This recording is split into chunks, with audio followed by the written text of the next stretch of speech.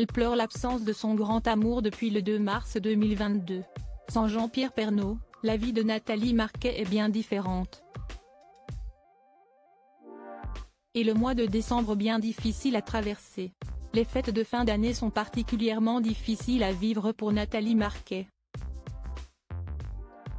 L'ancienne reine de beauté a perdu l'amour de sa vie, Jean-Pierre Pernaut, le 2 mars 2022, et son monde entier est chamboulé. Le mois de décembre lui rappelle d'ailleurs des belles choses, des bons souvenirs. Rude à accueillir. Si est-il le 8 décembre 2001 qu'elle avait vécu un coup de foudre pour le journaliste, comme elle vient de le rappeler en cette date anniversaire, sur les réseaux sociaux. La jolie rencontre de Nathalie Marquet et Jean-Pierre Pernaut sur son compte Instagram officiel. Nathalie Marquet a effectivement partagé un diaporama vidéo sur lequel elle apparaît au bras de son chéri, Jean-Pierre Pernaut.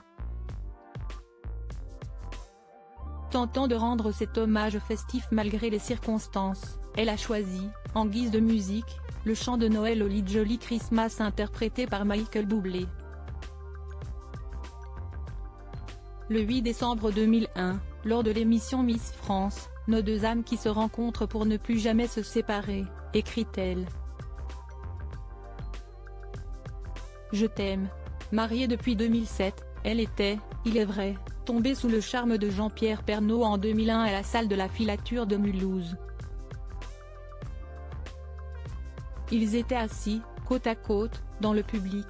Nathalie Marquet, des vacances en hommage à Jean-Pierre Pernaut cette année. Le concours Miss France se déroulera au Zénith de Dijon le 16 décembre 2023. Nul doute qu'il rappellera de très nombreuses choses à Nathalie Marquet, qui avait remporté l'élection et obtenu le titre de Miss France 1987. Puis qui avait rencontré l'amour dans ce même contexte. Il est bien difficile, pour elle, de tourner la page. Ne serait-ce même que d'y songer. Impossible. Même ses dernières vacances d'été, la maman de Tom et Lou les a passées dans l'endroit préféré de son grand amour. Comme pour lui rendre hommage. Elle a posé ses valises sur une île paradisiaque et a profité d'un séjour au bord de l'eau sans préciser où elle se trouvait. Elle adorait, toutefois, se rendre aux Caraïbes, dès qu'elle le pouvait, avec Jean-Pierre Pernaut.